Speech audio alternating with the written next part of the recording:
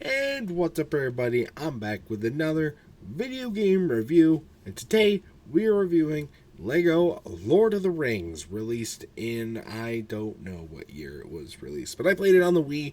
Another one of the movie Lego games, one of the earlier ones too, but not super early. And yeah, so play this on the Wii. Thank you to Jeffofthemellows, by the way. I don't know if I said it in the Parts of the Caribbean review, but he let me borrow both of those games and gave me the chance to play them. So thank you for letting me do that. And yeah, contrary to the Pirates of the Caribbean ones, I have seen the Lord of the Rings movies, so I was able to get that a little bit pat down, and I got some thoughts, so let's jump right into it, shall we? And yeah, I've seen the Lord of the Rings movies, so I was able to understand. And there isn't like super. I will say there's a very long opening sequence, very long opening thing where they kind of go over the whole premise of the movies at the very beginning, which is fine. It's long, but the other cutscenes aren't that long, so I'm not going to say that they're super long. But during that opening cutscene, I was just kind of like remembering sitting in my house for 13 hours or whatever in this basement, just watching those movies when we did that marathon a while ago. Yeah, not good. It's a drag. But we'll get to the movies a little bit later. The button attack. They remembered to use buttons to attack. It's a really welcome return.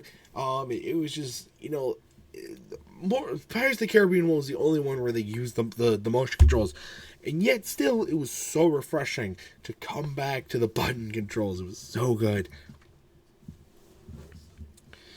And then, yeah, going back to the movies. The movies are extremely long. There's a lot in them. Sorry, there's a lot of wires I'm going to work through. But it's...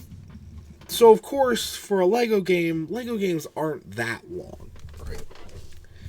They're not even as long as maybe two of the movies in the franchise. So, there's a lot of stuff that they have to cut and compact to make it work for a game like this, right? So there's definitely, and having seen the movies, I can definitely tell it's pretty choppy. They chop from one point to the next. They maybe go backwards or they go forwards, here down to here, without ever talking about what's in the middle. It just doesn't. Sometimes it doesn't work.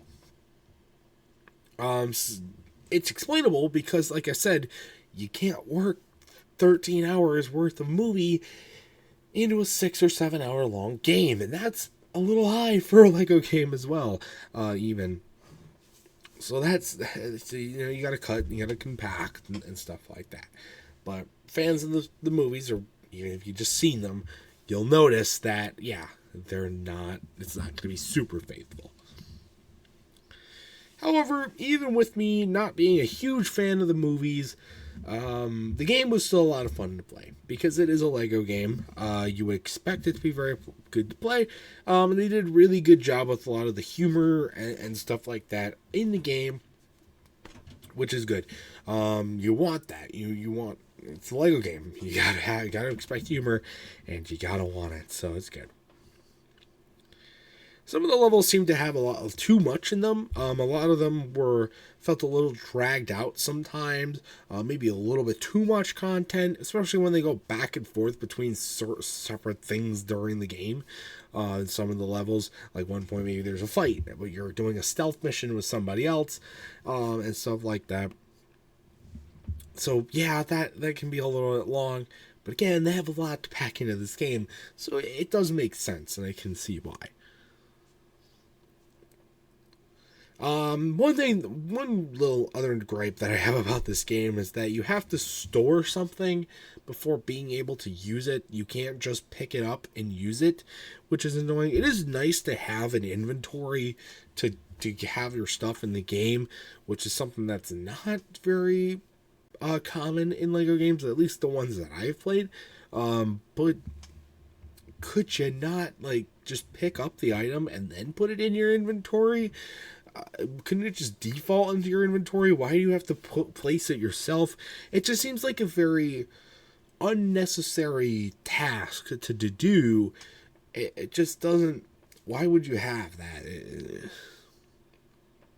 And it makes it very hard to get used to because you have such a wired way of doing it, playing all these other Lego games, and then you have this. It's just why?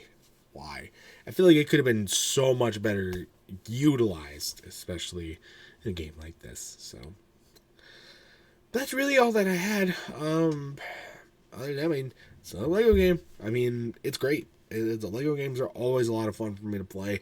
And, you know, with them having actually seen the movies, that helps add a little bit of extra stuff for me to understand. But other than that, it's just another Lego game. And, you know, say what you want about that. But I had a lot of fun with it, despite having some PTSD about the movies. So, but my final score for Lego Lord of the Rings, I'm going to have to give this one a good 8 out of 10. It was a great game.